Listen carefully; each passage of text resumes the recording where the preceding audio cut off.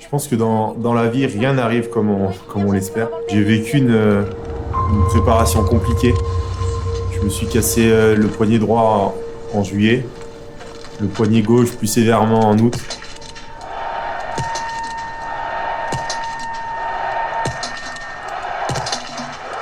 Bravo! Oh, il l'a fait, Emile! Someone at the door, John, now I'm here to stay. Tell me who the fuck gonna face the music, more brick lane, less screen time. Been cutting back on the daily usage. Long road for the road dogs, for the weird miles from a soapbox. Got BKTs on this bitch, so everybody getting rolled on, yeah. Yeah, everybody getting rolled on. Check all the credits on BMI. Salut tout le monde, j'espère que vous allez bien. Je suis très heureux de vous retrouver maintenant pour le 3e épisode de la web-série avec Rossignol. La saison est derrière moi, les Jeux Olympiques sont passés, donc on va faire le point et surtout passer une journée tranquille ici chez moi dans le Vercors. C'est parti. Pour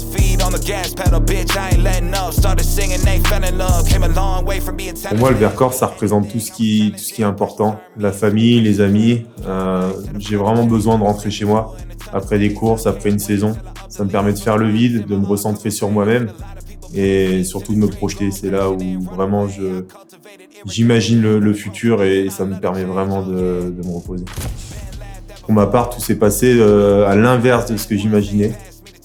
C'est-à-dire que je pensais subir le début de saison et arriver en forme pour les Jeux Olympiques. Et finalement, dès les courses de préparation en Norvège, je me suis retrouvé avec un super niveau ski et des bonnes performances, des podiums sur le début de saison et une magnifique victoire sur le Grand Bornand avec la manière. Et pour moi, ça a été une délivrance après des semaines, des mois compliqués.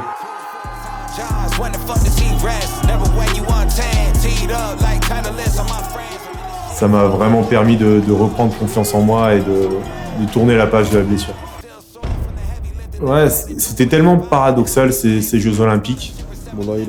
D'un côté, il y a eu ces 2 médailles en relais, mixte et masculin, qui me tenaient vraiment à cœur. J'avais vraiment envie de donner le meilleur de moi-même pour eux, pour qu'on ait une médaille ensemble. Et d'avoir réalisé ce rêve, nous 4, c'était juste magnifique. Et après, d'un côté individuel, bien sûr, j'ai été très frustré.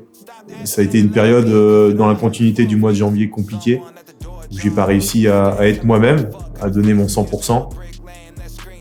Et je sentais mon rêve finalement qui allait pas se réaliser.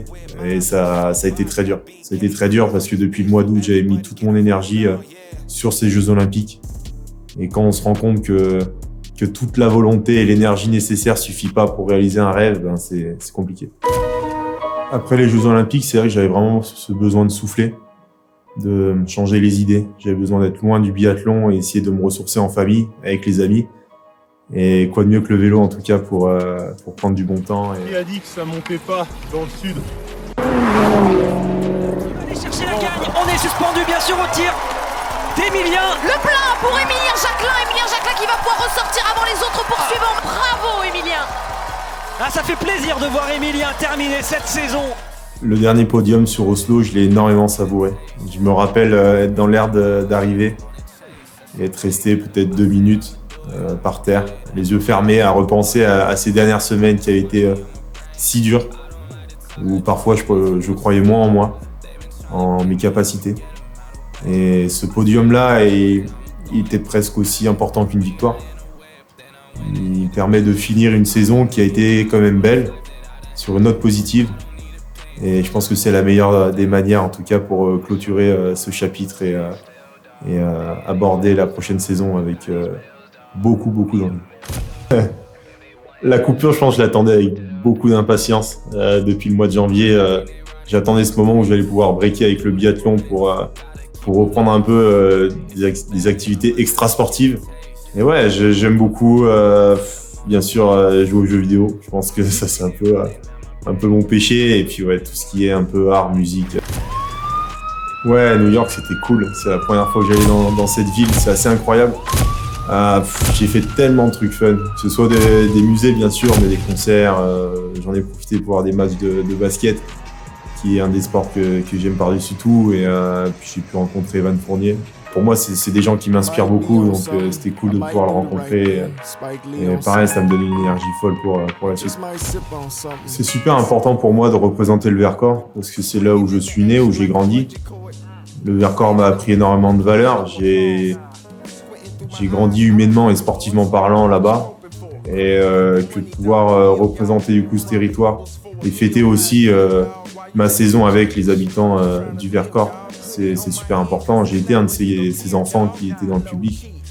Et d'être de l'autre côté finalement de la scène, pour moi c'était super important et c'est toujours un bon moment partagé avec tous les habitants.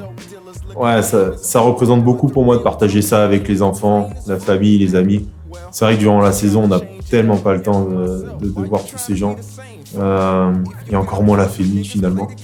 C'est un moment en tout cas où on peut tous se retrouver et moi ça me manque des fois durant la saison. Donc ces moments-là, j'en profite énormément et je les savoure.